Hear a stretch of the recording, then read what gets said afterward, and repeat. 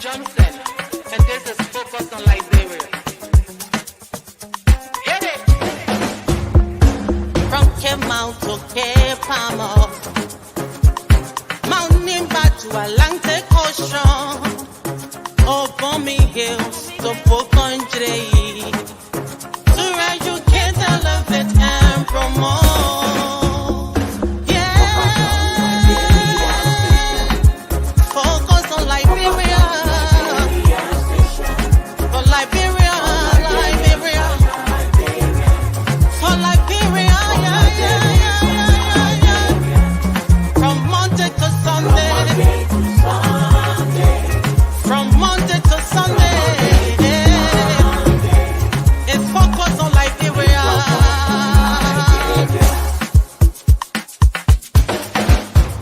Talk about home affairs, eh, in diaspora, current affairs, reliable information, history, talking about culture, politics, education, entertainment, business, sports, advertisement, articulation. Focus on Liberia. Focus on Liberia. Focus on Liberia.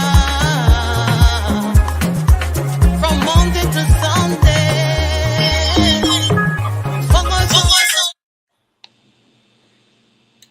Hey, hello there in focus of Liberia land. Welcome to one more brief show on the current events of our beloved nation. Now, in the news today, we had a special event, and on with me to talk about what happened today is my most distinguished panelist. We have William Gibson. Welcome, Mr. Gibson. Thank you, Mr. Eastman. Glad to be here. Good evening, everybody. Okay. And we have Dr. Clarence Pearson. Welcome, Dr. Pearson. Thank you, Mr. Eastman. It's a pleasure being on the show tonight, and hi to all the esteemed panelists and our viewers out there. It's a pleasure. Thank you for being here too. Mr. Jay Cully, welcome to the program. Thank you so much, and welcome as well to the distinguished panelists. And we have none but but the most outstanding intellectual on our program, Mr. Mohammed Sharif. Welcome. There are lots of outstanding intellectuals, but thank you for that intro. I'm glad to be here. Okay. So let's dig in right away as we start a little bit late.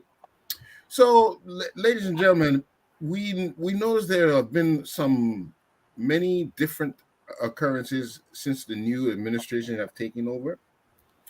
We've seen a delay in a budget approval. We've heard that the budget was recalled, and then the budget was tampered with, and it was not until the last night, if I'm not mistaken, that the final budget was approved.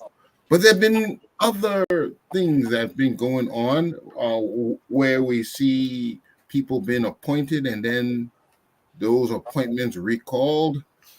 We've seen a whole lot of contradictory moves, and sometimes we wonder who really wields the power in this administration. And the latest of some of this infighting or this power struggle is what we saw today, where the chairman of the party gave a brief conference.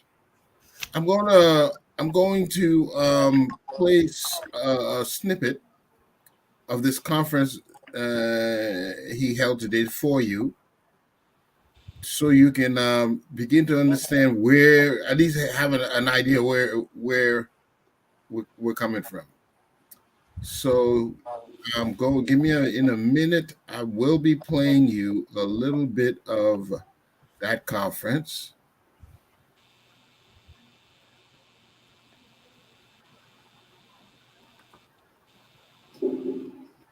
Thank you, Comrade. My distinguished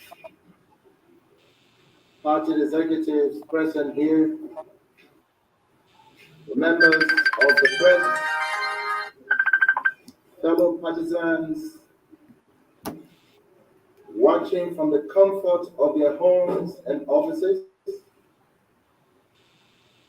fellow Liberians home and abroad, ladies and gentlemen. I want to welcome you to this very important time with the press. First of all, let me say,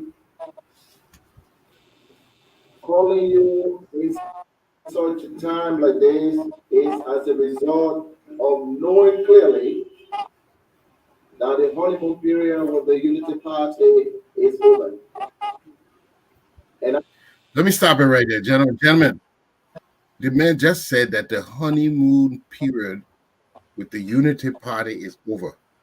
Gentlemen, anyone got an idea? Sheriff, I'll allow you to go first. Anyone has an idea what is he talking about? I Sheriff? don't know. Can you hear me? Can you hear me? Yes, loud and clear. Okay. So loud and clear. Okay, good. So I'm not sure. But what is going on is an infighting in the Unity Party now. So what you begin to see is the fissure within the Unity Party ranks. This didn't just start now. Modad, who is the current Minister of Commerce, keep in mind, Mr. Modad was the chairman of this party. He was defeated in an election, and Reverend Tarpeh deposed Modad. Modad, being a loyal partisan as he is, did not go about to form his own political party or join any other ranks. He stayed within the Unity Party, supported the campaign of President Boakai. Now he ends up being appointed Minister of Commerce, and that infighting is still there. So what you see the Reverend is doing is picking on Modad, using this allegation as a pretext to depose once again Modad from that position. What I think the Reverend is also doing is he's gunning for that position himself. He's advertising. Wait, hold on. Slow your roll, Mohammed. Slow your roll. We're gonna get to that. And I appreciate your comments and your insight. But the idea, he says, first, the honeymoon period is over. That's for every. Has there been a honeymoon, or are they ready to embark on something else now? Let me go to Cully. Cully, if the honeymoon period is over, what is he talking about here? hello, can you hear me? Yes, we do. I don't think I get the pros as well. It seems like what the brother was saying, he knows a lot about what's going on in there. But as far as, I don't know if it's euphemism that the honeymoon period is over. It seemed as if there was no work going on there, and people were just, partying. I don't know if that's a language or you can use at a workplace. But again, he felt comfortable saying that. So, what is the honeymoon? So, in my view, I think what he's saying is that from gathering from what the brother is saying, it seems that there were a loggerheads and nothing was being done. And so everybody was just sitting supposedly and doing nothing. And so now he's probably trying to as a middleman. But the way he used the word is almost like, you know, like it's an irony. What do you mean honeymoon? It's Mm. oxymoron. It's almost like saying friendly fire. Oh, okay. Miss Dr. Pearson, what are your views? The honeymoon period is over. What is Dr. Tarpeh alluding to here? Well, I think I understand Reverend Tarpeh very clearly. It's easy to see that the result of the elections was as a result of a collaboration between alliances after the first round. And so the first couple of months of the Unity Party-led government was to distribute jobs to people based on their contribution to the win. And I think what Reverend Tarpeh is trying to say is that now that everyone have had a taste of what the pie is, a taste of the cake, and a couple of guys have collected their salaries and benefits, and now the time for misusing the people's positions in government has come to an end. If you are in a seat, you have to live up to the expectation of the true requirement of the job, or else they will have to kick you out. But I don't know if he has the capacity to do that, because President Boakai has shown that he's not even in charge of what is going on in the country, from that of the grace pay to the Patrick Honor and all of the other scandals. Even the Reverend himself was talking. I mean, President Boakai has done nothing. So probably he's trying to say we all messed up at the beginning. Now that we're going 9 months in, I mean, it's not that time we do the Liberian poor job. So the honeymoon time is Okay. Save the rest for later. We'll get deeper into Mr. Gibson. The honeymoon period is over.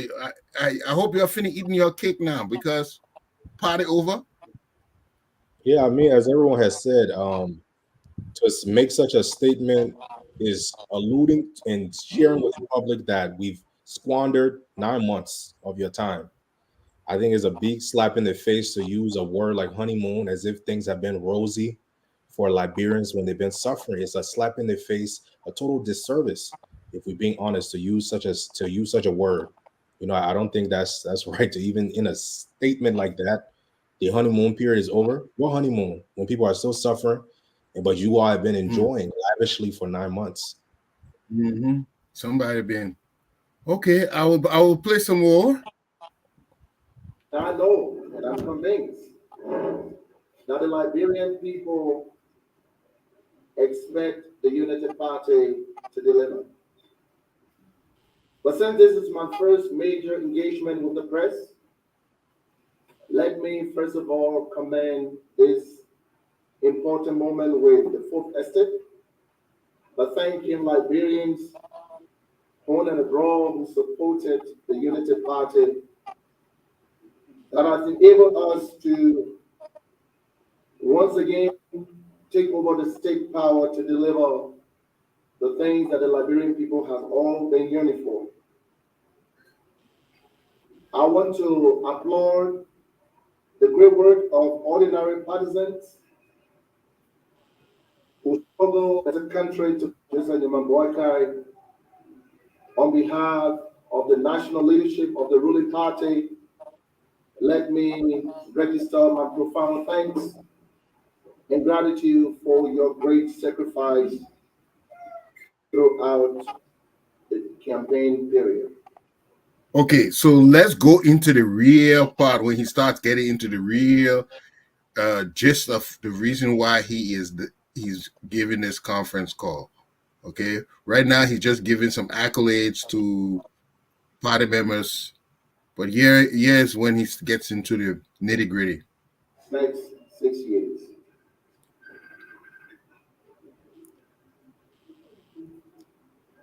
Today, the past few days, our nation has been following with eagle eye some great concern of threatening issues of allegations against some of our government officials.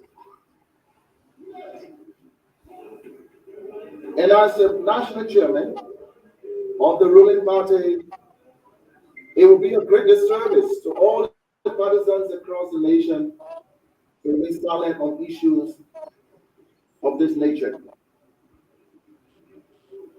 As the press have been flagging the issue of corruption, I want to say here that an allegation against Minister Amin Mobai by the Metic sponsor luxurious vehicle he claimed that was purchased by the LRA for the use of the Commerce Ministry is deeply concerning, not only to partisans, but Liberians as a whole who have been hoping that this government will work to lead our country into national transformation.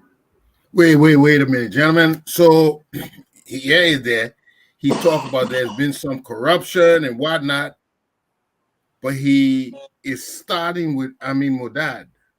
What happened to all these governments? Gibson.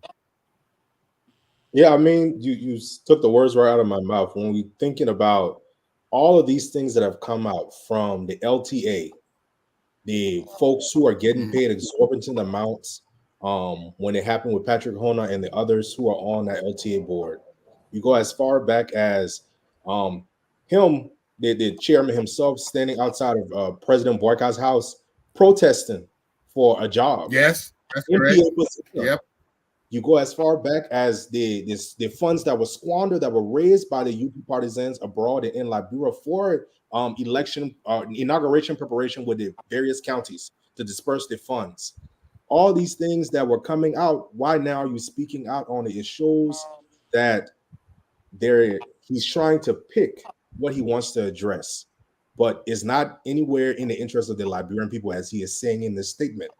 So it's a big contradiction because one will wonder where were you when all these things were happening. Now you want to speak up, but it's not surprising when you are trying to be an opportunist. Hmm. Oh, thank you very much, Mr. Dr. Pearson. That now he knows fly in the soup, but all the time they been going all the months. We didn't hear him saying anything about all of the indiscretion that we heard about. I think they are now coming off of the political opioids. The opioids beginning to clear off their system, and now they are beginning to see in reality that they are not what they thought they were. I mean, I think it is ridiculous, very very ridiculous that he can be stepping out at this time to talk about issues about Amin Modar. I don't think the issue of Amin Modar is as popular as the one that we saw that overtook social media with Patrick Honda. I don't think the issue with Amin Modar is as popular as the Yellow Machine. I don't think the issue with Amin Modar is as popular as the asset recovery team. So, I mean, is he saying he has had enough? I mean, like maybe when he says the honeymoon period is over, but I think that's ridiculous. But at the same time, it is never too late for people to garner the strength to recognize their faults and their mistakes and correct their steps. We've been calling on them to self-correct. Maybe they are not course correcting. We cannot tell.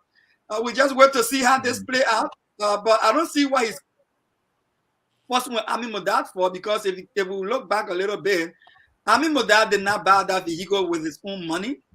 Amin Modad did not procure that vehicle. Amin Modad does not have that vehicle registered in his name. Amin Modad, as a matter of fact, is serving as the Minister of Commerce, and he received a vehicle according to him, for his official function. So whoever should be quarreling, we should be quarreling with, or the chairman should be quarreling with, is the procurement arm of the government who purchased the vehicle, not Amin Modad. Excellent. So I'm going to go to Mohammed right away. He mentioned the word corruption. Then next thing he know, he mentioned the Minister of Commerce, Amin Modad name. Oh, you think he has just cause, or does it look like what you were alluding to before, some infighting? Yeah, it's absolutely disingenuous on his part to now come out after all the allegations and different things that you guys have talked about on this platform ad nauseum. Now he's coming out because Modad, his nemesis, and so this is very disingenuous. First of all, uh, he probably hasn't been in that office since after the election. Somewhere I heard that some guys who went to the office last time, I think about 3 4 months ago, they said, we're here and these guys aren't because Ghost is living here now after the elections. Only Ghost, so I was like, okay, so now ghosts are coming in to live in the Unity Party headquarters. But you see the symbolism. You see what these guys are talking about after the election. All these people care about is jobs. They don't care about the institution. They're not institution builders. These are job seekers, and so they get these jobs. So after the election, seek you first the job, and all these things shall come later. So they seek these jobs and get these fabulous income, fabulous motorcades, and different things like that. And so he's pouncing on the next moment. The next thing he heard about Modad, he's like, thank God, let me go in there and say something and do something. So the next, what he's trying to do, put in the president's ear, is that Modad is not good for this position. He's bringing our party down, and so that is the politics that he is playing right here. This is disingenuous. This is a guy that I have voiced support for when he protested, led protest to the president's house last time. I don't know if you guys remember, but I've supported some of his initiatives. On this particular one, I disagree with him. He's very, very wrong. He hasn't been around for the Unity Party. He has done nothing since after the election. He hasn't built this institution to withstand the avalanche of criticism coming now from the CDC. All of a sudden, who knew? Who knew? All of a sudden now, the CDC is resuscitated because the Unity Party is now on their back heels. And this, if you have the right people in the Unity Party, if you have the right cadre of individuals and stuff like that, that should never happen. Jefferson Koigi should never be able to beat the Unity Party in public relations in the way he's doing, in the manner in which he's doing. Liberia we don't run any public opinion polls, but if you run any polls now, the CDC is probably taking a lead in terms of how they are going about just holding the Unity Party accountable for everything that's going on. They're trying to drag the Unity Party down. I know it's only year one, but election, the Unity Party should be prepared for the next election today. I know Mr. Boakai is probably not going to be running in 2029. And we will see what happens there. But some of us independent are looking critically at some of the young guys in there. I'm particularly looking at I know I'm changing subject now, but I'm particularly looking at someone like Minister Cornett, to rise to the occasion beginning in 2027, 2028, 2029, because we need something different. We need something different. Now, not only that we should talk about these issues, but we should lay out a prescription in terms of who are we looking at to make changes. People like Tarpeh, Chairman Tarpeh, has not done anything since the election. So all of what he's doing is very disingenuous to me. I don't buy this. I don't buy this. Okay, so Jay Cully, yeah, this is the man who's talking here. In the early part of the administration, when they were giving out jobs, he had not received a job yet. And he led a protest to the president's house, the president's residence, that people are being unison, according to him, unity partisans were being overlooked, while others who are not in the vanguard of the movement are being given jobs. And a little after that, he was given the position as a chairman of the board of the National Port Authority. But here we have him lambasting a fellow partisan, saying that his actions are worthy of corruption, and all he did was get a vehicle bought for him. How it looks to you, Jay Cully? Well, I think I agree with everything that my colleagues. You muted. You are muted.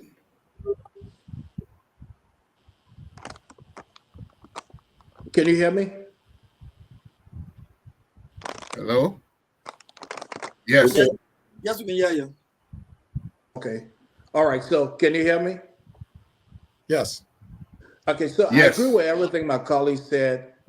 I listened to him, and I want to comment on two things. And thanks for the background anyway. First of all, I think this is just some political shenanigans. It's just speech. You know, I don't take anything from it because, first of all, he mentioned the diaspora, people in the diaspora. Who is he speaking for?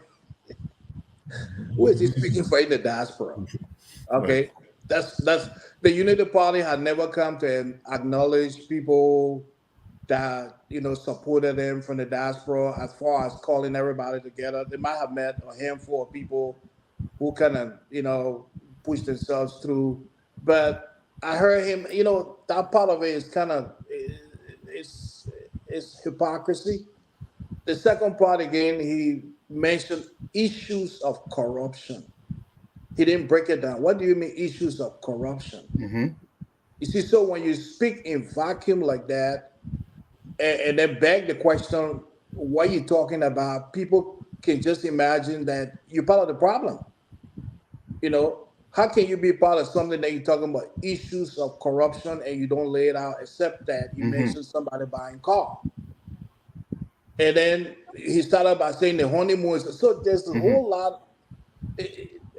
He's an opportunist in my view. I don't want to judge him. I don't know him, but just from the speech, it's just too elaborate to me. I mean, the Mm-hmm. thing about us Liberians, sometimes we don't make it simple and speak to reality. We come with these elaborate speeches. It's not what the people need at this Mm-hmm. time. People want problem solvers. So when you come, you say diaspora, you think you're going to appease us, and then this, that. Who are you speaking for? And who are you talking to? You see, and that's the reason why the last time I want to Mm-hmm. just revert to what we said last time about communication. The medium of communication, the conduit, is very poor. For example, when it's time for the political process, it involves grammar. But then when it's time to lead or to talk about politics, grammar is out. So put that thing in Pele for me and Kisi and Bani Eloma and see how it sounds. What are you talking about? So all those people are not part of this governing process. But that's the reason why we keep electing the wrong people. Because when it's time for campaign, we go to them. They don't understand the issue. So if you come in to talk, and I think it's in all the vernacular in Liberia, and they can understand in simple Bani, Loma, Pella, and I guess they will ask the same question, what is he talking about? So we put these people there for them to come and corrupt the government and eat everything. What is the issue of corruption that he's addressing? Actually, somebody should educate me. He said issues Okay, of I will corruption. play a little bit more. Yeah, I'll play a little bit more. Maybe eventually he will elucidate. Let's see. Let's go back to here. Okay, I've got to get. While it is true that as a party we do not question Minister Modai's competence and ability to lead the sector that has been entrusted to him, the public outcry. Wait, 1 minute. Let me try to set this up again. He said it's public. Yeah, I'm going to back it up because everything he's saying, gentlemen, let's really look at it. I'm going to back it up because you talk about public outcry, yet he say he's competent. Y'all listen to this. This is Liberian Politics 101. We do not question Minister Modai is deeply concerning, not only to partisans, but Liberians as a whole who have been hoping that this government will going to lead our country into national transformation. While it is true that as a party we do not question Minister Modai's competence and ability to lead the sector that has been entrusted to him, the public outcry on this issue cannot be swept under the carpet. Minister Modai played a very pivotal role in rebranding the party when we lost the elections in 2017. His leadership role in our party for 2 years cannot quickly be forgotten.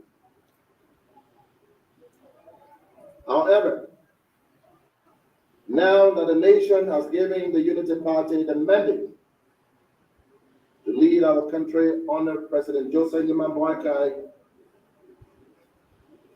declaration in January 2024 that there will be no business as usual.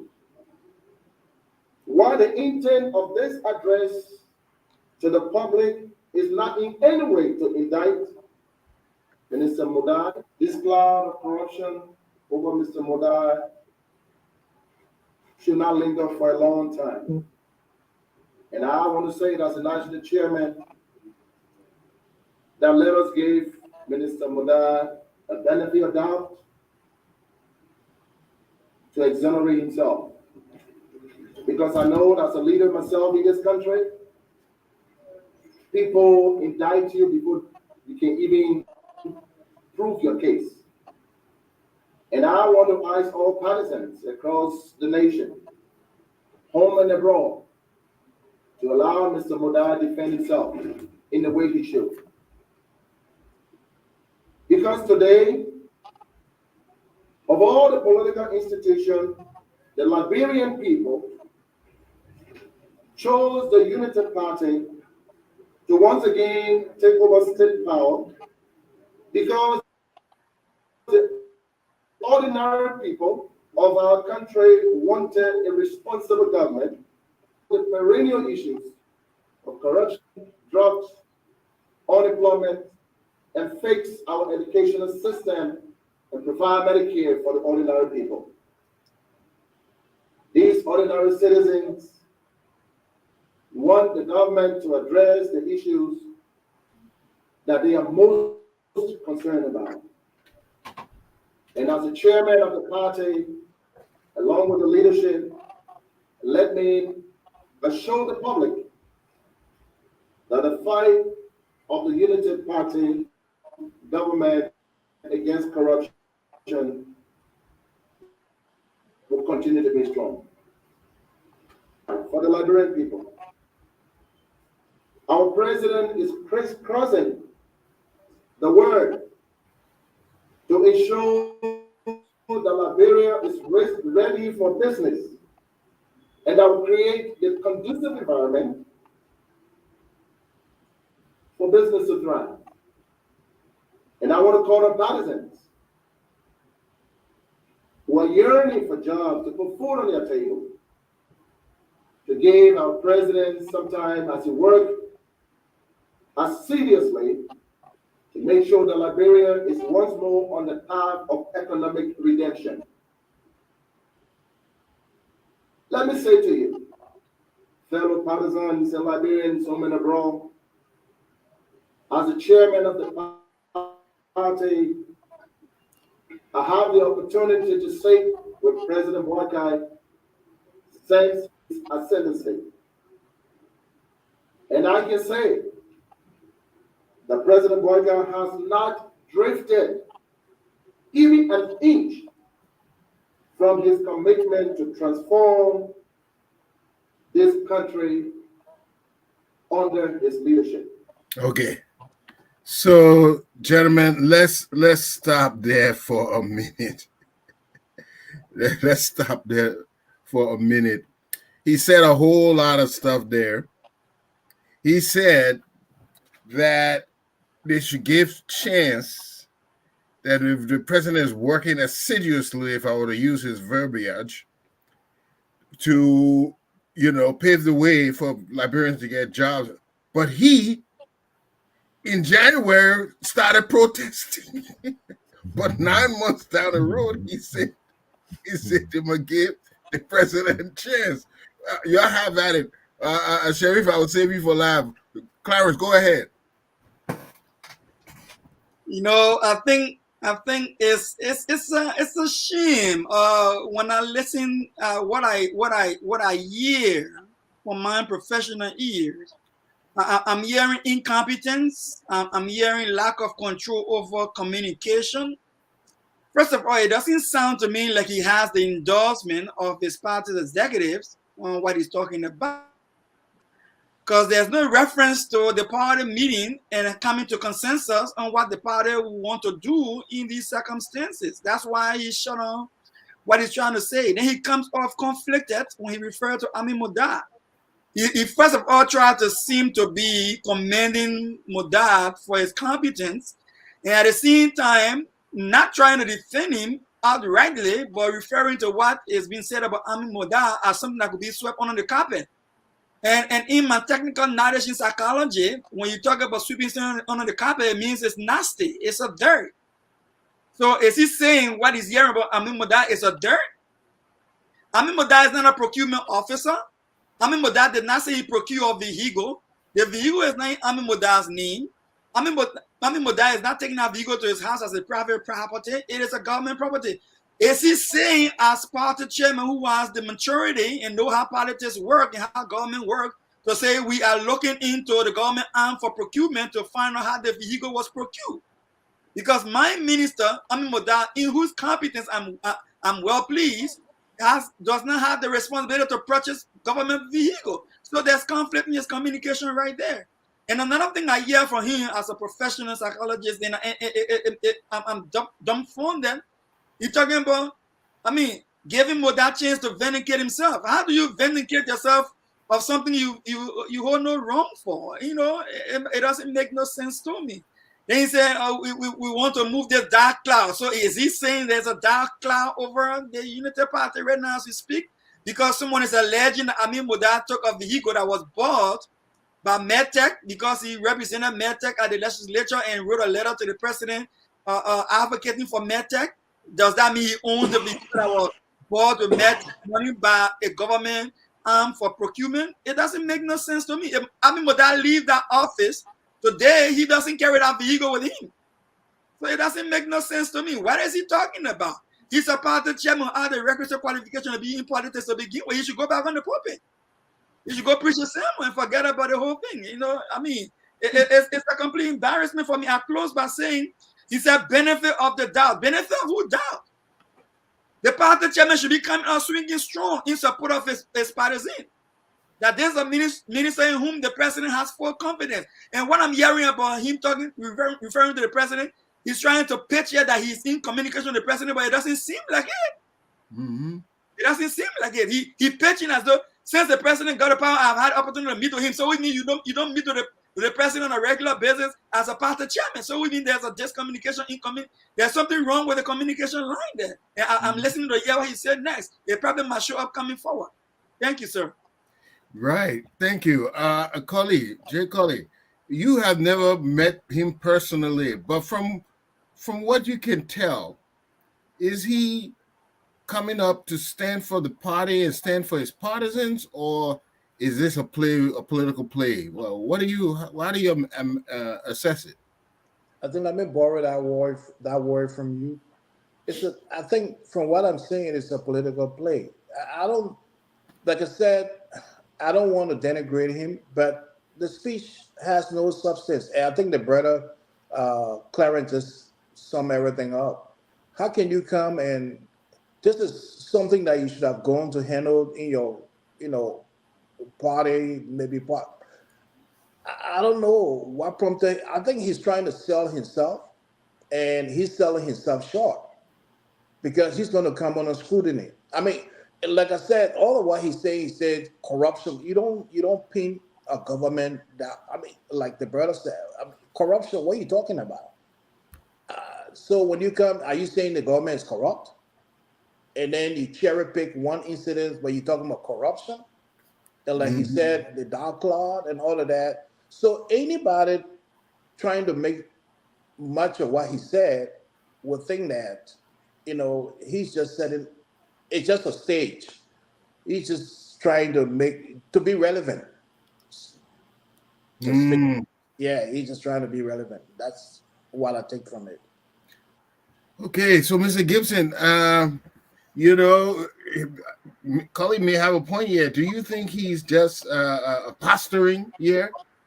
Yeah, I think that entire press conference was to, just posture as if he's in favor of the Liberian people.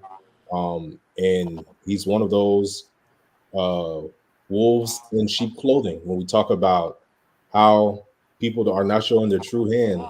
At this point, they're not showing who they are in favor of being in favor of the Liberian people. They're more so showing their hands of saying that we want our cut, our piece of the pie. So when you talk about the fight for corruption, when did the fight for corruption ever begin under this administration? If Mm-hmm. the fight for corruption began under this administration, it would have declared assets. It would have Mm-hmm. all fallen in line with the mandate that was stated by the president to declare your assets, publicize it, right? Not just declare, but publicize it, as the vice president and the president did.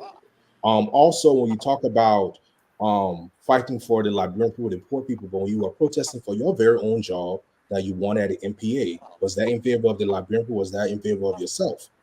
When we talk about speaking up for the Liberian people, were you ever practicing that before? You serve as a man of the cloth, but you're sitting here lying to the Liberian people's face. You have to pick one. You either be a man of the cloth or you'll be a politician, but you can't be both and try to gain respect in the same breath. I think it's showing that there's a lot of career politicians that are in UP, and we continue to see them come out, make these statements, and everything falls flat. You're saying the president, you sit with him day in and day out. If the president has been listening to all these things that are going on in the country, from day one, he said corruption was something that would not be tolerated. If any of your ministers have been called to the press in on allegations of corruption, what's the first step you should take? Put them on suspension without pay and have a what do you call an investigation take place.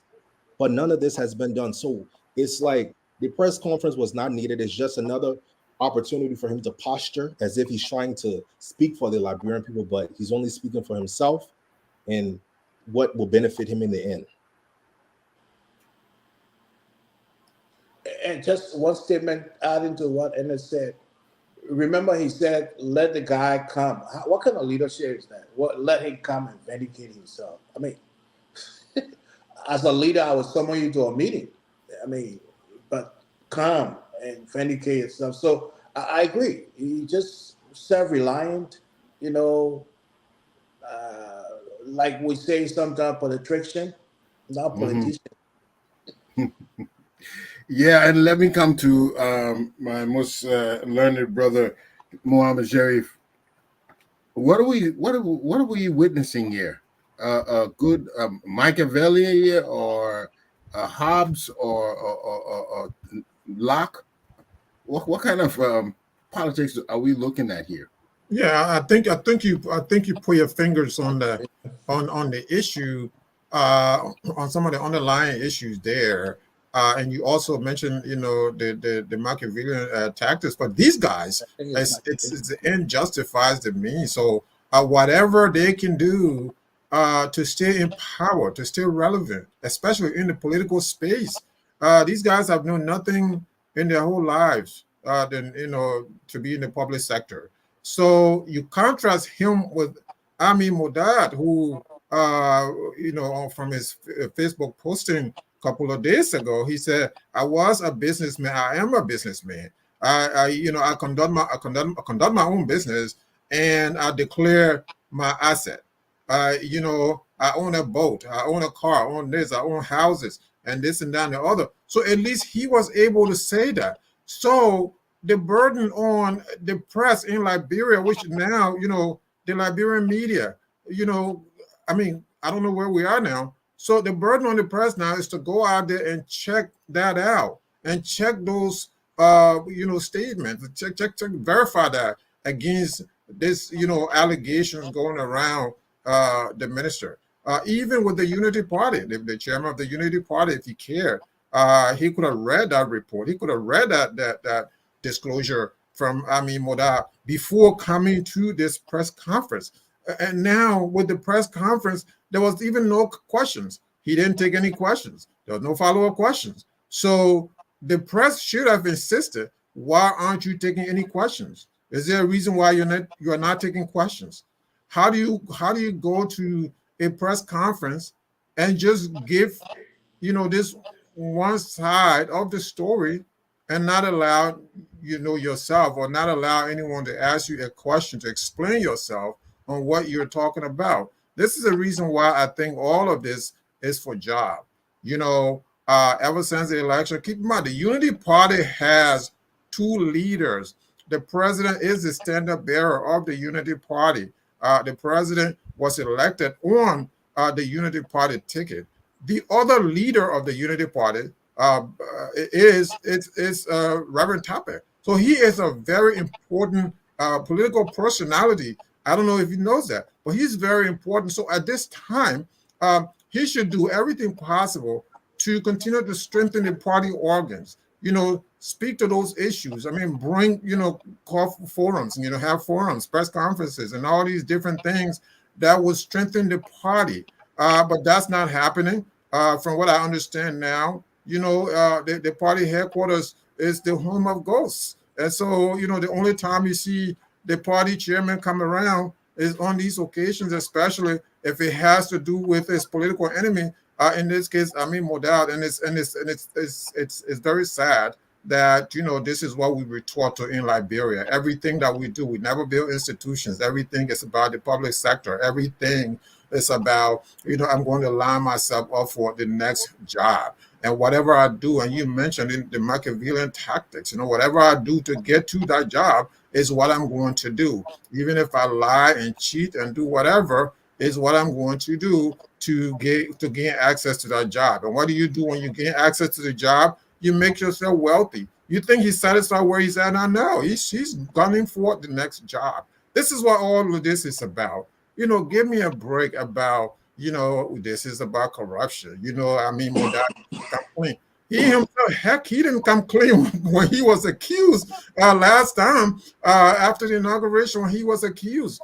Chairman Tarpeh has not come clean on that. So let him come clean on that and other issues and other friends of his and other partisans who have been linked to corruption allegations. And then then you're credible. But you don't. Where did he, I'll be asking the question if I'm a journalist sitting in there in that room. I'll be asking the question: where have you been for 9 months, sir? We haven't seen you. Where have you been? And that question alone will give us more clues, will allow us to ask more follow-up questions. But that didn't happen, unfortunately. Yeah, I'm going to play another snippet here, and here, you see he gets on a pulpit here. Just a minute, let me play it for you.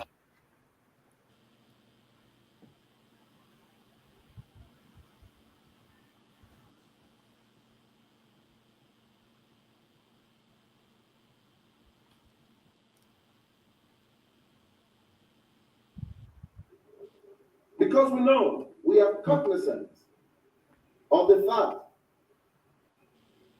that it is the Unity Party that gave birth to this government. And we will not sit back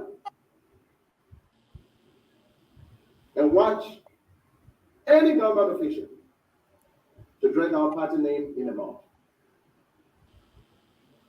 As a national chairman, I give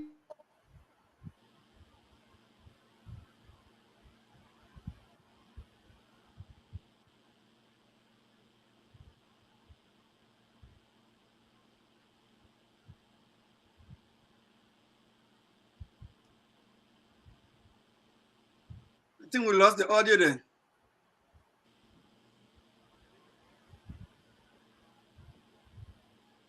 Nigeria the best. We will stand with the ordinary people any day, anytime.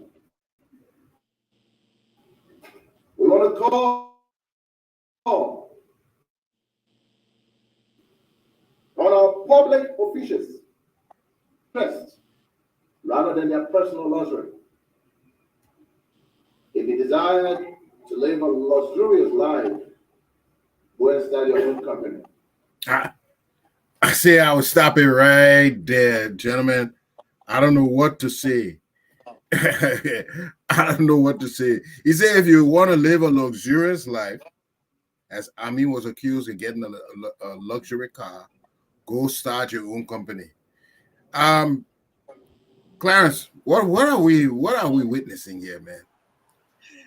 You know, that's what I said. I saw mixed miscommunication. That's just sheer miscommunication.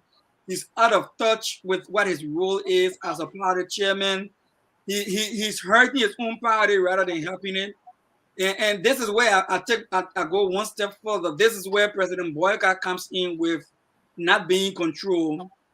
This is where President Boakai comes in, where he's not showing leadership and direction for his party and for the government. And because President Boakai is failing, the party chairman thinks he can come up now and do what President Boakai should be doing to begin with.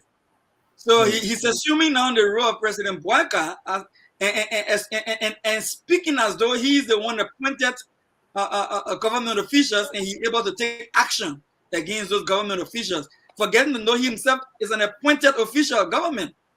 You know, it's not like he's a party chairman sitting at the party office and saying, you know, I'm not going to take government position so that I can put my government in check when it goes wrong. He's sitting as a board chairman to the NPA, and he's putting his mouth on the minister proper at the Minister of Commerce, who is a cabinet. He's not a cabinet member. All right. In fact, if anything, Moda is more close to the president than the party chairman right now. And you know, when it comes to a hierarchy in the government, if he allow himself to sit in the back and say, you know, Mr. President, I'm not going to be in the government because we want us, the party hierarchy, to be able to call our government to check when it goes wrong. Now, when he's making that statement from that position, then he should be speaking to the president and calling the president to act against his ministers, his cabinet. But he cannot be speaking as though he owns the cabinet. I mean, he's totally misplaced. And I think power has gotten to his head for a second there.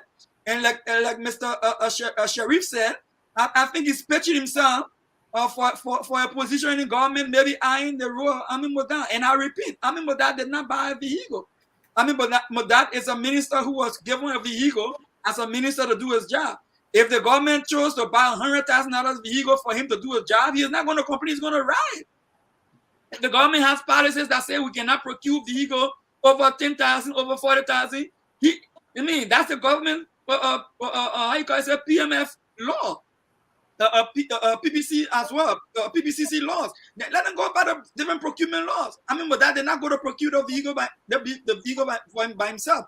The president also is procuring among vehicle, bulletproof vehicle costing $1 million plus for he and his vice president. So what makes it wrong if a minister get one for 100,000 and the representative getting $45,000 vehicle when there's no bus for LU students to go to school, no bus for MCC students to go to school, no bus for public school students to go to school. So what are we talking here? These guys are a bunch of crooks. They have come to enrich themselves and fill their pockets. And I'm very sorry, Mohammed Shari is not going to go to his village again in a day's time, right in 24 hours, go back and come, take breakfast in the morning in Moravia and go to his village in the evening and eat dinner. That's not going to happen because the 22 million was a waste. The road is damaged. Now we're going back to square one, business as usual. Yeah, I say Gibson. I don't know if you notice something, and he called. He just now he said, ordinary people. The last time he went, what am I hearing? Okay, Echo. yeah, the last time he went to the NASCAR when they went to remove the managing director and install the newly appointed managing director. When he went into office, he said, I mean, when you see esteemed people like this come to you, esteemed. Now you hear him talking about Liberians, ordinary people. I hear an elitist ideology. I've been around different people, and I believe this personality smirks of an elitist type of personality. What is your assessment? Yeah, I mean, this is a prime example of what a lot of people will say is a banana republic, right? When you become a part of that 1%, you no longer feel like you are a part of the ordinary people of Liberia. But yesterday, when you were in opposition, you Mm-hmm. were the ordinary people. The masses were suffering.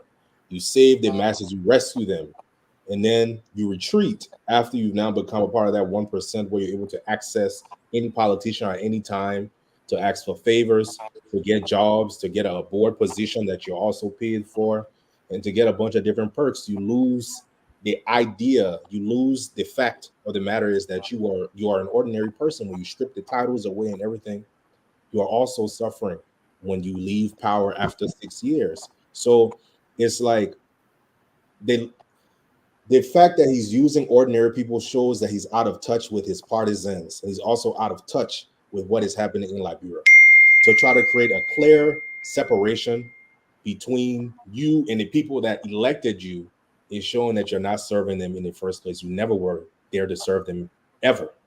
So just another more of these contradictions that are taking place because you sit to have a press conference for once for one that press conference could have been just a letter that was sent out to the public for us to read it, but to sit and call an audience for you to pontificate, sit and create a sermon for people to tune into is a slap in the face. You're not doing any type of work. You're not calling to say anything of substance to where Liberians can say, yeah, this person is calling for X, Y, and Z, but you're just sitting there to go ahead and pontificate and create a sermon in a posture that you're trying to save and speak for the Liberian people, and that's not what's happening. And so you see, Jimmy, can I come in there for a second? Yeah, So go ahead. Please do. what Gibson just said. So I'm glad we're having this discussion and conversation around this issue, not sort of complimenting this, but critically taking the statement apart, because we won't be doing justice to the issue if we're just sitting here, rubber stamping what Tarpeh was trying to do. So what we're doing now is critically looking at not just the delivery, but the intent. So this is actually good journalism. This is good service to the Liberian people because what he tried to do there is to is whatever he's doing there is fake, and so we're exposing this for what it is. It's disingenuous. So I'm glad we're having a discussion around this issue here on FOL. Definitely, definitely. Collie, what do you think the man mean by ordinary people? He's I guess he's not an ordinary Liberian. I think everybody spoke well. Excuse me. I think what he's doing there, I'd hate to say it, but I hate to break it to you. I think it's just publicity scam. He's trying. Somebody said portray himself as if he's relevant, and then maybe because the president is silent, and he's trying to cajole the people, come up with his own thing. He feels like if I can speak in my capacity as a, but this is what has happened time and time again in Liberia. You know, we wear a coat suit and we don't mean anything. You know, I mean, I work at the commerce ministry pushing paper, but I go in Kosu and I'm paying 125, but I show outside that I'm so important. We don't know how to come down to our own people and really identify with them. You see, here's somebody with PhD and he said he's for the common people. And then he goes out, the common people did not send him. He has no issue. He's discussing about the common people. He's discussing something that is happening within his party that he could have gone to call round table or some tabletop and resolve that. He didn't do it. So what kind of leadership is he showing? He comes dressed up with scarf and all of that and laboring, trying to present to the people, presidential, manner. He's posturing. Like I think Ennis said it or Clarence. He's posturing. And I don't, to be honest with you, if I have my will, I won't. But again, like Sherry said, it's good with dissecting this because the deceit is just it's just prevalent. You can just see it. You can see the deceit. It is he coming out to project himself as if he's very important. And somebody said, "Where have you been?" So you can see the deceit. You put him there right now. That's it. He's not going to ever give that speech that he's giving now. And the last thing I want to say is that why are we even talking about this? In Liberia, we talk this partisan politics. Why, if anybody committed a crime, whether you were for UPP or PPI or, two-way party or whatever, the, the government should be investigating you. Not a partisan should come and abroad and throw things out there and give position statement. We don't need that. You see? No, we I'm don't. gonna We don't. If the guy is corrupt, let him be called a check, and then say, okay, hey, we have this on you, and investigator in the background. Why are you coming like a partisan and trying to lecture out about UPP party? Who cares about that? Arrest the mm, guy. I'm about to play for you the reason why he's coming up and making this statement now. It comes in the next snippet of this press conference.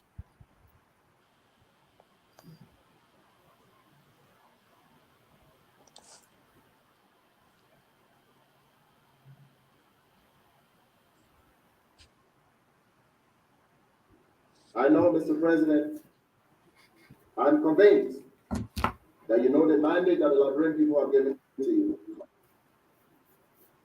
If there's one thing that a unity party must fight, it's corruption. Corruption is a cancer that has the Liberian nation in a quagmire of despair. Corruption has taken food away from the table. Corruption has deprived our people of good Medicare. I'm ashamed as a Liberian that we have to go to Ghana to get medical treatment when we are the oldest in Africa. President Boakai, the Unity Party chairman, and the leader will stay with you. And any of you that get involved in corruption, nothing will protect you. No protection for you here. Mm. The only people who will protect the Liberian people. And I want to be very clear about it. Beginning now, going forward, this leadership of our party will be robust. I'm going to leave it right there. The man told you will not protect you. Sheriff, have at it, man. Please go ahead. Yeah. So, basically, as we have said all night long, he's saying all of these things. The one thing that we will all agree on is that there are real issues going on. There have been issues going on in Liberia for a long time around corruption, right? We all know that. We know that for a fact. This is not a new phenomenon. The previous administration of George Weah was accused of corruption. And a lot of times they didn't. After a while, they stopped denying that they were corrupt, and some of them even admitted that they were corrupt, but for the right reason, they claim. And so the new administration is sort of falling right in line with what was happening before. And what I've continued to say is this, right? So that issue still exists. So it's not a new issue that he's bringing up here, but he's not the right messenger. So he's not that Messiah. His hands are not clean either. So if he's coming out here telling us, if 6, 7, 8 months ago, if he has said something about what happened to his own accusation, to other accusations, if he had been coming before the media to talk about what was going on around his party and all of these different things and what he was doing to strengthen the institutions of his party, his party as an institution, and what the party, that institution, the Unity Party as a political institution, was doing to combat the issue of corruption. If he's doing that periodically, if the Liberian people, if he's visible to the Liberian people, around the issues, you don't have to take too many issues. Just take one issue and stay at it. If he's visible around that issue alone, just talking alone, then when coming out now, if we saw him today, we will be like, yes, that's the same guy. That's the same guy that has been around all the time. Okay, I will say something else, right? So if say for instance Tiawan Gongolo was the one sitting before the press people today and talking about this issue, we will all be like, yeah, he's because he has credibility around those issues. He has been talking about that issue. He hasn't been able to do anything about it because the country is very polluted. But at least we will recognize that, yeah, this is a guy that we know. This is a guy that has been talking about this issue. He has that credibility, right? So there are certain people that have credibility around certain issues. So when we see them, we know them. But he's not one of them. And that is the problem right here. And then lastly, as the president, Boakai has good, I've continued to say, he has good, so far in this first year, I've seen that he has shown some good intentions. He has good intentions. The problem with Liberia is you can have all the intentions, but the core of people that are working with you, how well are they going to help you to achieve those goals, to meet your expectations? Because we all know it. It's very difficult. So yes, the president has good intentions. And so people that are out there, people that should be out there to assist, the party chairman should be one of those people. All these ministers should assist the president. So the fight against corruption is not just one person. It's not just one branch of government, like the executive. The legislature must do its part. Very critical, and we forget that. The judiciary must do their part. They are very critical. They let these people go. So if you're a minister of justice and you take someone to court, the court let them go. What are you going to do? So just around these issues, and not to deviate from the main point of our conversation, is that to bring it back, is that the Reverend Tarpeh has no credibility around this issue. He has not established credibility around this issue. Until he does that, I won't take him seriously right now. Thank you, Sheriff. Jay Colley, one thing we know that This you think this is going? Do you think we're going to hear from him again, or this is just a one-time thing? You think because if I play more, he talks about corruption in details. So do we expect to hear from him again? Just like Sheriff was saying, we never heard anything from you before, and today you're talking.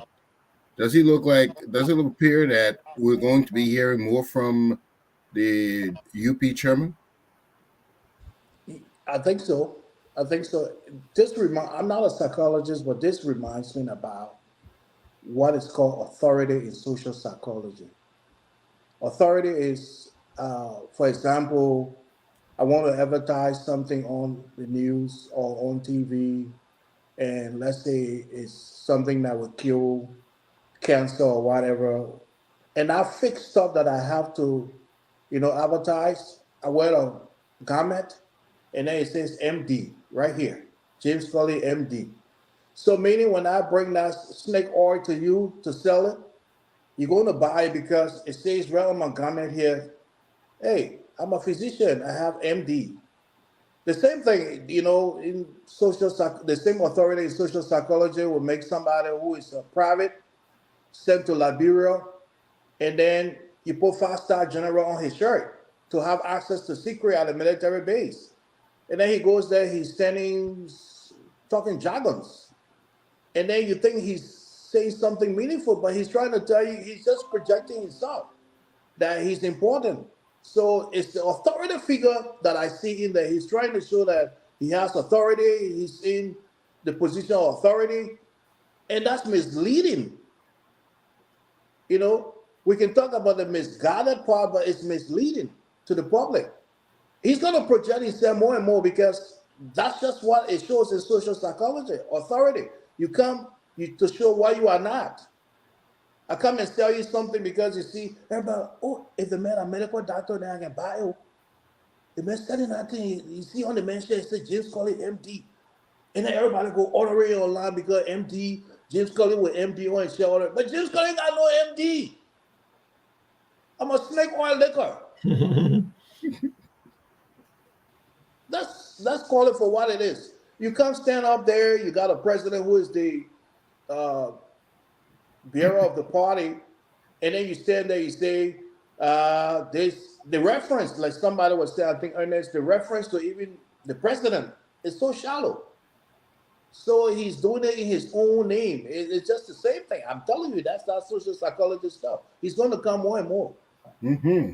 I'm going to go to our resident psychologist, Dr. Pearson. So you think he's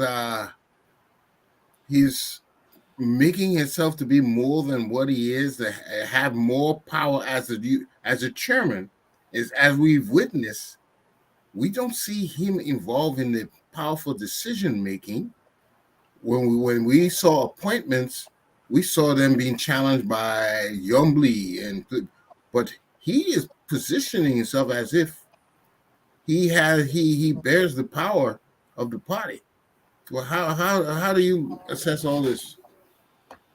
Listen, I don't think we're gonna hear. I respectfully disagree. I don't think we're gonna hear much from him going forward. I think he's gonna get beat on by the party executive on that press conference. I think it did more damage to the party than he tried to fix it. I think even his reference to talking about how corruption taking bread from food from the people's table. He's not talking about CDC government. He's talking about his own government at that point. But what I'm hearing from him, it sounded to me like the government is corrupt and it's taking bread from the people's table. Not enough is enough. And, and I think what he has done, he made it more difficult for President Boakai, who is not a leader at all. And I respectfully disagree with Sharif on the fact that, yeah, again, go back to the Industrial Revolution, where Management 101 came from. Management 101 came about when you have a room for a warehouse full of people who got different skills or no skill at all, has to be coordinated so that they produce the desired results that you want from them. And it goes back to even soccer, the very soccer ball we talk about a lot. If you have, you can have all the good players in the world, If you have a bad coach who is not able to coordinate the team is not going to perform and give you the desired results. And I think President Boakai is not doing well in managing his team. And I think he has good people around. That is good for that job. That knows and can produce results. That is being battled because somebody feel they have some interest. That Sherry said, I agree on that one. I think people got interest in Dad's job, and they're listening to too much spoon TV. They're listening to too much spoon TV. And then, again, I close by saying on this one, President Boakai, I think he needs to step up. If President Boakai does not step up, not only that we have Grace Bill will be running things in the back, Mama Kabeda will be bringing forth deal. What the other lady named Madera Koba will be bringing forth deal. And then you say, well, I don't know anything about it. And then they take a hand and say, you got to sign it for like your old time friend. So I get my old time friend, and we did gentleman agreement for saying that we're not come. In any case, and he doesn't come back to the Liberian point, so I misled you people. Meanwhile, the Liberian AFL is managing somebody's private machine in our public property. If those machines get damaged, are they going to hold the AFL for that? It's going to be based on the leadership of our president, poor leadership, and I think that's where the problem is. So now we see the party chairman getting bold now to come up and threaten disciplinary measure against cabinet members when it should be the president who's doing it. President Boakai did not do it to him because he stole $300 and misused it. President Boakai did not take action. Grace Bay stole over $500,000 and did what he want to do it. Nobody take action. Geddes went correct on 22 million and 800 million from 8 million from there, and all kind of fiasco went on there. Nothing came out of it. The yellow machine, our sister called it the yellow machine nothing came out of it. And it's on and we go. So I think President Boakai needs to step up and lead. President Boakai needs to step up and lead. Other than that, we'll find people trying to usurp his role. And the only thing we'll be seeing going forward is President Boakai's digital signature on papers. Because he signed, I think President Boakai signed any document live. They're just stamping a signature on them. I think that's so here's my thing though. So the president has been able to enunciate these bold ideas. So he's put out these bold ideas about roads. For example, he said, no car is going to get stuck in the mud, right? So he said all of these, that's a very good idea, and you see a manifestation of intention in that direction. So if I am the Minister of Public Works and I have been given the opportunity to serve my country, don't I supposed to show the level of patriotism that is required to fix my country? So this idea that you must first be told by your leader, of course, everything has to be put on the shoulders of the president because he made these appointments. But at some point, you have to love your country. The thinking in the United States, Jimmy, and you know this probably better than any one of us on this show. The thing in the United States is that you have people that love their neighborhoods. It starts with the neighborhood. It starts with neighborhoods in America. You have people that love their neighborhoods. You have people that will cut their grass, that will cut their lawns. You have people that will clean their sidewalks. And you know what else is there too? There are laws that govern these things. So, for example, if you don't do X, Y, and Z, you will be held you'll be held accountable for this. The law will hold you accountable. You'll be held responsible for certain things. So when you combine all of these things, when you conglomerate all of these things, it produces a good society. I'm not saying a perfect society. There's no perfect society, but it produces a good society. Hence, everybody wants to come to the United States. Why is that? Because you see in places there's semblance of a good society of what should, regardless of what we say, regardless of everything that we say, the bravado, the grandstanding, forget all of that. Let's get to the chase of it. Why is it that a lot more people try to immigrate to the United States than any other country in the world? So let's ask ourselves that question.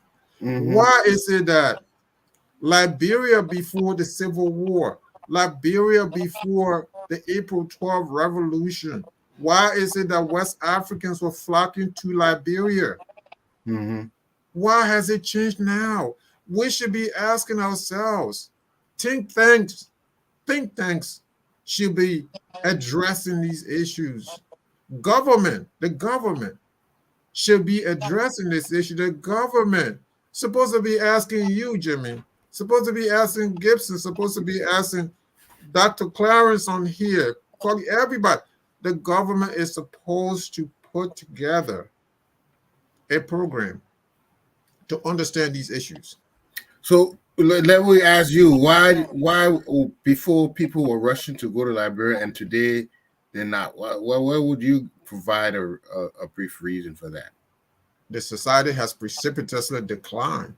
And look, when I was an elementary school student, I used to write. One of the things that I used to like to do, way down even in the 5th grade, I was doing. Back in the day, right? It wasn't Facebook. It wasn't all these fancy stuff, right? What was it?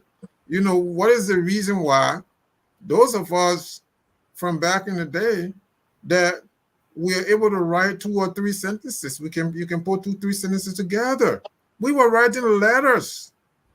People write letters and put them in the mail. So we have pen pals. I had a pen pal. I have pen pal in Ghana. I have pen pal in Sudan. I have pen pal in Pakistan. I have pen pal in the United States. I have pen pals all over. And one of my pen pals told me that he was dying to come to Liberia. He was dying to come to Liberia. That I really want to come to your country. This is small America. He was from Ghana. You now understand why people from Ghana are flocking to Liberia?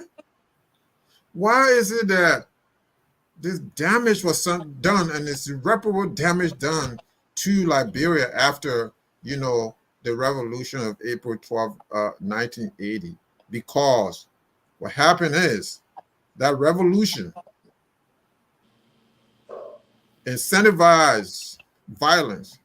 The revolution incentivized division, deep-seated division within the Liberian society. So as you get to the Civil War, abuses and whatnot, and people begin to not love their country, you have kids who carrying guns and doing damage to the Liberian society. So right now, what you have is that you have people. I talk about Toba the other day. The kind of love that this man had for Liberia, for his country. I'm not talking about all these people before him, but I'm going to talk about him as my frame of reference. The love that he had for Liberia. The proof is there. So people would, start writing and argue with me. Go to Matadi Estate. Go to Stephen Toba Estate. Go to Cabral Estate. Who built those housing estates? Toba administration. Who built the multilateral high schools in Zwedru, in Harbor, and Vonjem? President William R. Toba. Who built the model roads from Monrovia to Ganta that's still there and never went anywhere after that? William R. Toba. So he loved his country. We need people like that who love their country, who can dedicate themselves to their country and build their country. We don't have that anymore. Mommy, don't take the conversation from one Boakai. Let's go. That's what we're looking for. That's what we're looking for. If we have people like that, then Liberia. Jimmy asked a question. That's the question I'm answering. Because we don't have that anymore. So you have a country that is damaged now, and I'm praying that, I said it. President Boakai is not running in 2029. So we're talking now. Let You us know, look for someone who loves their country. I already know somebody who loves that country. I know somebody who loves that country. You know who that person is? who? Y'all know who that person is. You. No, Alexander Cummings. well, I love my country too, but I'm not running.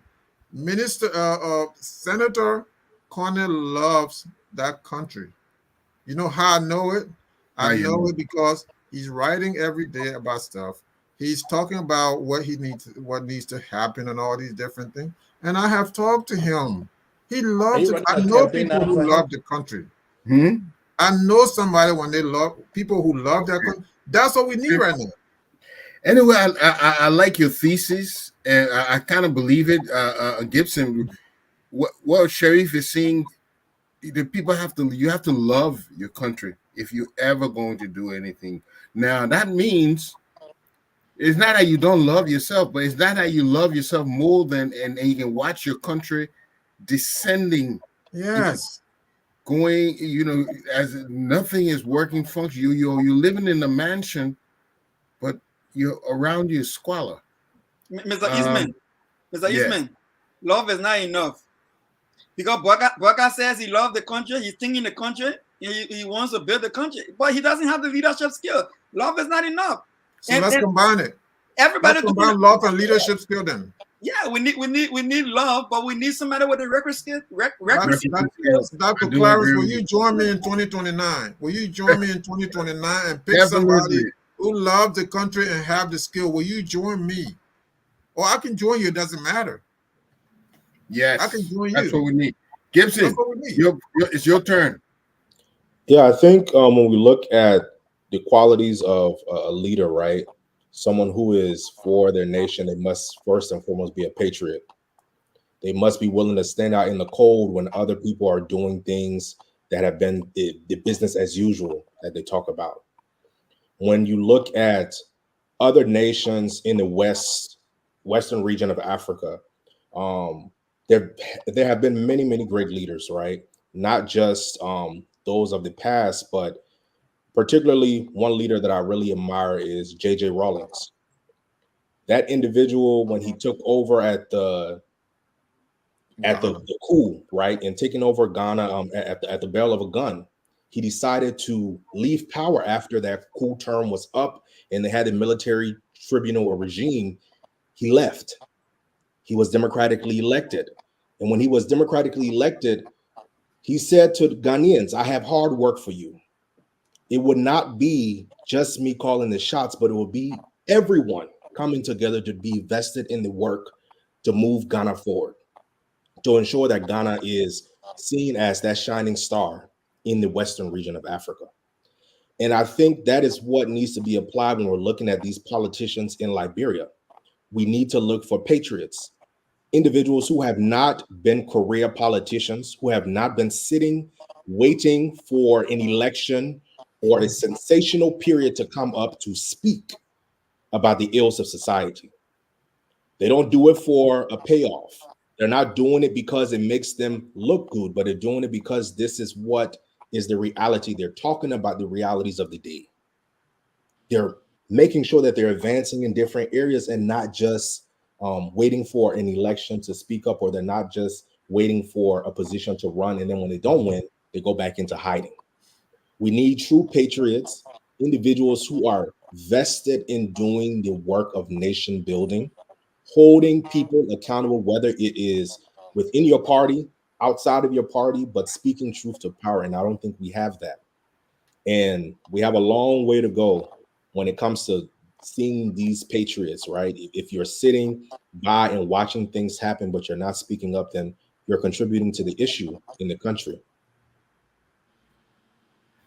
Yes, I'm going to play the last part of this before we come Can to a I conclusion. say something before you Please go. Please do. like skip me? So let me summarize something. I agree with everybody, love and leadership, but more than that, I think we need. Um, I will use the word again: education. Education. We need educated people. Everything we benefit from in the states here is a lot of it for the quality of life is educated people that put it together. I mean, you can build 10 houses in the states here, it will be the same. I doubt if you can build 10 in Liberia without a window being crooked, you know, for the 10th one. You see, the cell phone you use here is it's not somebody from Bunkonima or Zozo that made it. It's education. You see, our universities are not supported. And I've said it before. If you don't have good pharmacy program, pharmacology, biometrics engineering, or medical engineering, I should say, you don't have software engineering. Now we've left the computer age. We need AI now because AI is riding on the computer age where software and everything have been put in place. So how can you run a country without a system? You need computer digital system. There are two things I noticed in my entire life that run the world today: electronics and computers. In the absence of that, even the YouTube we're on right now, if we don't have our own servers and platform, the other day the speaker for the US was saying that they're trying to build a resilient information network. What does that mean? It's double coded information. It means they're going to soften that. And if they're not satisfied with your message, clink, they just pull the plug off on you. And then the danger to that also would be if James has any idea or he's knowledgeable or can reach his people, he can never get to his people. It's what Clarence say that will get to the people. I would choose what get to the people because I control the whole information platform. And yet, time and time again, we don't see that. But it's coming. It's coming because that's how people get into our politics. This check and balances thing is always corruption, corruption. Once you don't have digital system, we're not a data driven society. The other day I was so impressed, just say this last and let you go. When I heard the education ministry trying to put some system in place where they will have a numbering system just like you have students for LU. I remember when I was there, I still remember my number. You know, by the way, I was there too, Clarence. I attended LU still. Back in the day, I was doing electrical engineering there. So in my sixth semester, you know, I check up. But I'll find out. Just, you know, I hit like, let me say this. When I work at Boeing, I'm not trying to promote anything. I was hired on the B-52 radar modernization program. I find out more than 1,000 people were working on our program. More than 1,000. You have people who are model-based engineers working on stuff. You have the cyber branch. You have the supply chain. You have the thousand a conglomeration of people. And then, but we all went by the South, the statement of work, which is the SOW, and put that together. That B-52, you see, it was modernized. I don't know. I don't want to tell you where it flies. You see, we're not able to do that when it comes to building a system, coherent system, even our passport. Let's just take one system and build it and say our passport system. Okay, we're going to build a system.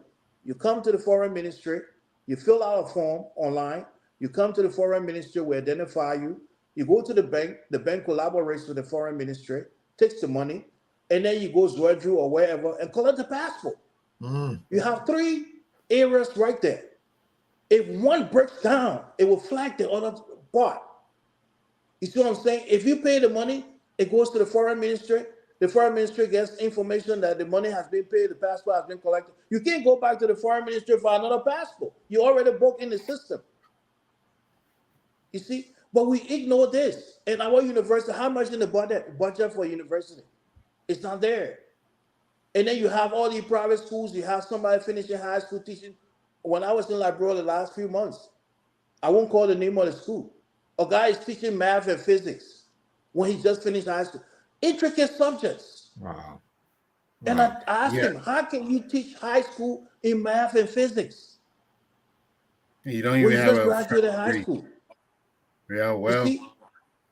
So anyway, that's it. I don't want Yes, to lecture everybody on that, but right. I will That- say we need digital system. And I'm saying on this platform, I said on another platform long ago before the election, and I was throwing out a challenge to anybody who is in our field. Let's try to put our efforts together and see how we can come together to probably let. And the Liberian government, we don't need to go work there. You can go there for 1 month, 2 months, learn your service, and get out of there. We're not Yeah. looking for the last thing I want to say. The So, last thing. Cody, before you say your last thing, just include this. I got 3 schools in Liberia, so build me an electronic platform for my schools. Okay, okay, well, come in. The last thing I want to say, Mr. Bestman. The last thing I want to Eastman. say is that. Okay, he snatched me off my thought. Let me see if I can recollect. The last thing I wanted to say is that, and it's Clarence, you did something bad. But anyway, But let me yeah, maybe we'll come to you. Let me just tell you something briefly. I'm okay, I'm also into telecommunication engineering, and when they wanted to do the digitize the entire government, and I went there. I was invited by a couple of heads, ministers, and whatnot as an engineer. But do you know there's so much fighting? Some people thought I was coming to get a contract or something, or coming to Yeah, get the payment. got the job. Everything is driven by profit. It's not by what a country need, but what can I get? So if I see somebody coming, they are coming to get it, and as a result, they gave it to somebody or did something with it, and it Yeah, turned to zero. yes, Nothing happened because it was not about setting up the system was important, but what they could get out of it. Anyway, let me play the last bit. The last bit. okay,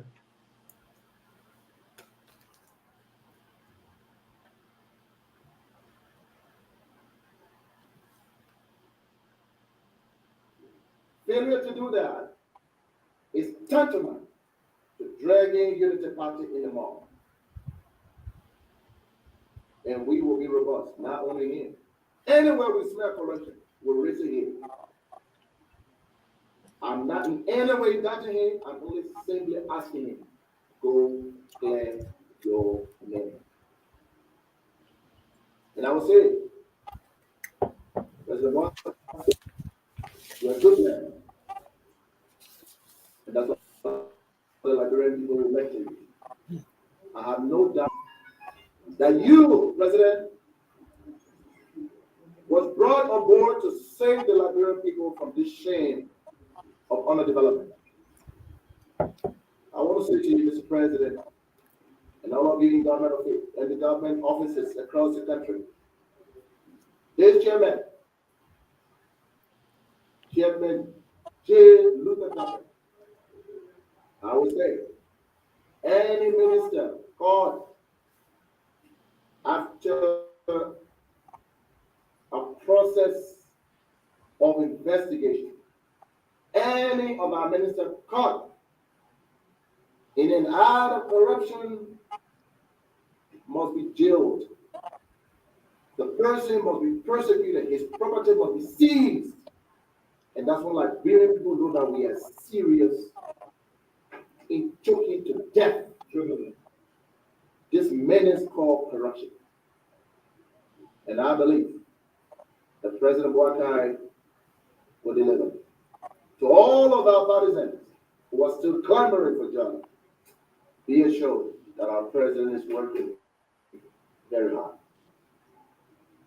Our rescue government officials, you remain out there. Okay, so that is it. There it is. He is see, he's not condemning the man, but he need to go clear his name. And he said he's going to go after any government official. So, Sheriff, what is he now the new sheriff in town, or he's going to take the place of the justice minister, or right. the LSC, or the I don't understand. Yeah, Where is he coming from? it's hard to understand. It's hard to understand him because that's not his role. We talked about his role, what he's supposed to be doing, what he's not doing. Uh, all of this again to summarize everything that we've said. This is about posturing for a position, the next job. You look at what are the lucrative ministries in Liberia. You when you talk about lucrative, when people are trying to go to places, they're trying to go to Minister of Finance. They're trying to go to Minister of Commerce and those kinds of jobs. So he's looking at that. And when you add to the fact that Amin Modad is his political enemy, never mind that they're in the same political camp, but there's a deep-seated rivalry there. This is someone he ran against. Remember that election within the Unity Party was bitter. They went after Amin Modad. His citizenship was questioned, that he was not a Liberian. So they ran this sort of nativist campaign against Amin Modad, a successful businessman who upkept the Unity Party for a while. You heard him say in 2017 when they lost, the good things that Amin Modad did. You heard a little bit of what he said there. What he didn't say was, Amin Modad, from what we heard, is that he actually used his own money on the party tremendously. And so, that's the kind of person Amin Modad I've heard that he is. And so Luther Tarpeh, who has contributed not much to the party, it's now gunning for Modad's position, Modad's job. Thank you. Pearson. I think I've said enough on this already. What I would say is that if Reverend Tarpeh came across this video, or someone who knows him come across this video, I think that you advise him to play a more of an advisory role in the background, where in discussion with the party executive committee, can have the party can have a mechanism where they can have a conversation with the president on key issues pertaining to his cabinet, and stay away from bringing the party to disrepute in public like he's doing right now. I think he did more damage than he helped the party. I think he tries to do the president's job. I think the last comment I heard from him, he spoke to the president as though the president were distant from him. It's like he doesn't have access to the president. I think it is that Ross DeLong who said that why should you beat on the door when you have a key? And I think that applies to Reverend Tarpeh right now. If Reverend Tarpeh has the key to President Boakai's door, he should use the key and go and have a conversation with the president, not come out in the public and beat on the door. Exactly. Yes. So in closing, I would say, I think on the overall, I would say that anything that has to do with corruption allegation is grave. It's something that should concern all of us. But this didn't just cut it, as Sherry said. This just doesn't cut it for me. And I think what he's doing is wrong. Amin has nothing to clarify the party, and the president should be asking the procurement division of the government arm and let him explain how the car was procured, whether they procure it within the confines of the law. And don't forget, Mr. Eastman, even if a minister says, I want a $96,000 car, the procurement process will tell him, Mr. Minister, within the confines of the procurement law, we cannot procure a $96,000 car. So whoever procured a car is the one who is liable for the procurement that was done. But that has nothing to do with that. If we are having any other conversation or discussion on anything else, that would be a different conversation. But on this issue, I don't see how Amin Modad should come to clarify anything other than those who procure the vehicle themselves. I totally agree. I don't think they can point all this back to Amin Modad. Mr. Gibson, your comments.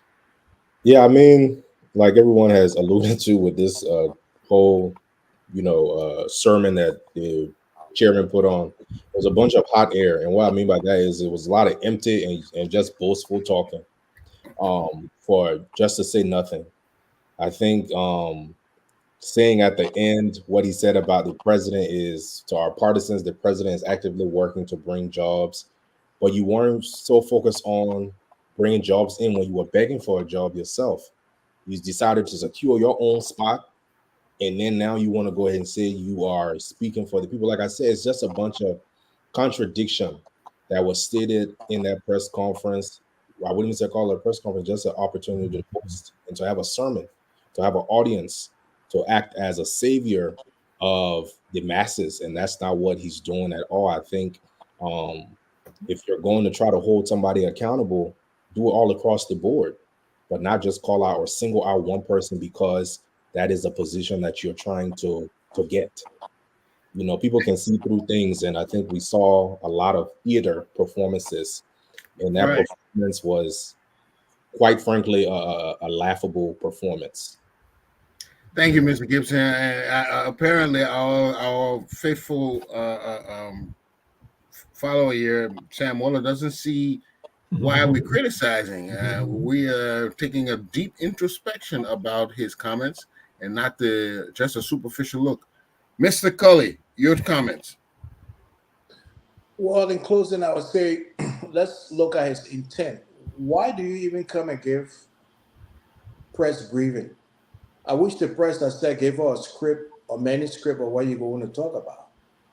You know, the lingo he used there about seizing somebody's property is very inciting. From a leader, you don't do that. What if they go and burn his house? I'm sure this has happened to some people in Liberia. Even in the States, they don't do that. So, what is his intent? Is it divisiveness to all just call the government as incompetent? Or he's trying to say, here are the people he said were better than us. Now the performing poorly, some of us know better, and we here, he didn't put us there. What's his intent? You know, and like we all said, this is not good. You know, it's bad. And don't come out telling people his property should be. I'm not defending the guy. I would say they should arrest him. First of all, he didn't come and say based on the conclusive investigation or based on the probing into what he did, based on ongoing investigation. He alluded to nothing except that he just came to gossip. That's how I call it. You know, I'm not a politician, but I call that in layman terms gossip, using the mic to gossip. Oh, if you did something, come out here. You know, we know what you did. You're not hating, can't say the truth. You know, we all saw you. You know, instead, what is that? And then professional person, you say you leader, they say, if I didn't want to say them, they must sign it, but burn the man house, grab this. And some people they might not be able to decipher that information. Will be like, oh, the man said, I'm going to go burn the thing. And I people are using the government money, the hospital you build like government money. Mm-hmm. You could cause problem like that. So Yeah, yeah. yeah, I think they should ask for the manuscript. I don't know if he spoke off the script, if he had one, because it seemed like he was just sitting there like he preaching. Yeah, you're I right. hate, to He had a I hate to script. be condescending, but Yeah, he I was can't reading. help it. I hate to break it to you that way, but I think Right. that's No, you I got a call it point. bluff. It Yeah, I looked like call it bluff. he he might was have reading. put a target on Amin Modad's Yeah, he back. was reading from a script. Yeah, He was reading. But yeah, I think I agree with you. You by you saying certain things, you could target people, and they take it and they act upon it. And Yeah. especially if you're on the same side. But I want to tell you, I know some people will get vexed with me.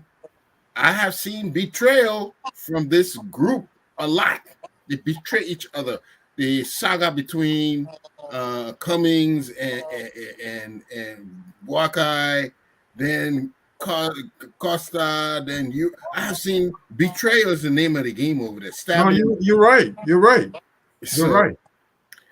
here we see again. This to me, this is a little bit of a betrayal here. They're It's a trying to. crabs in the bucket mentality. If I can't get to the top, I'll pull you down to get there. So there's a crab in the So, bucket. gentlemen, I thank you for your participation this evening. It's been excellent. I've the kind of comments I'm looking at, the kind of views I see. I think we're critical enough and we're balanced enough. And if you want to say something briefly, I can give everybody 30 seconds until we close. If we're done, then Yeah, let's go ahead. I just wanted to throw out the appeal again. And Clarence was saying something. Clarence, the thing about building system is difficult. And you talk about website. The main thing about website is maintainability. So you can build a website for somebody, and if they're able to take care of it themselves, it's easier. But if they can't maintain it, they'll be calling you when you're sleeping and something goes wrong.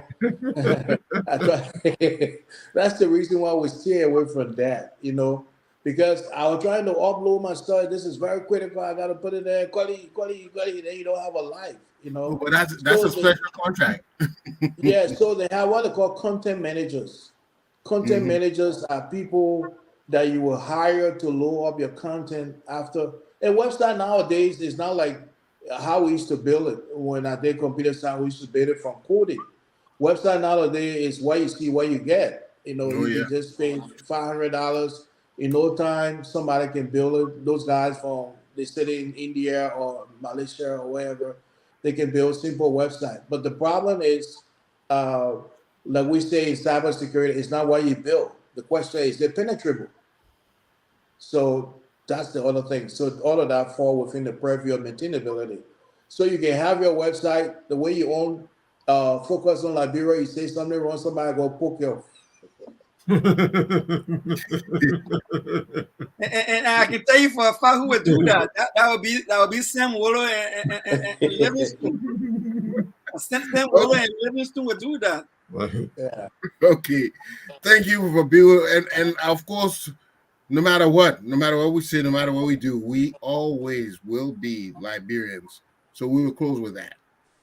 We are Liberians.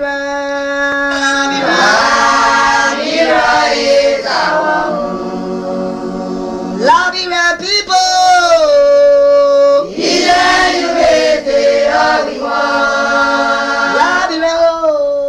Either you hate it or we want. Liberia, Liberia.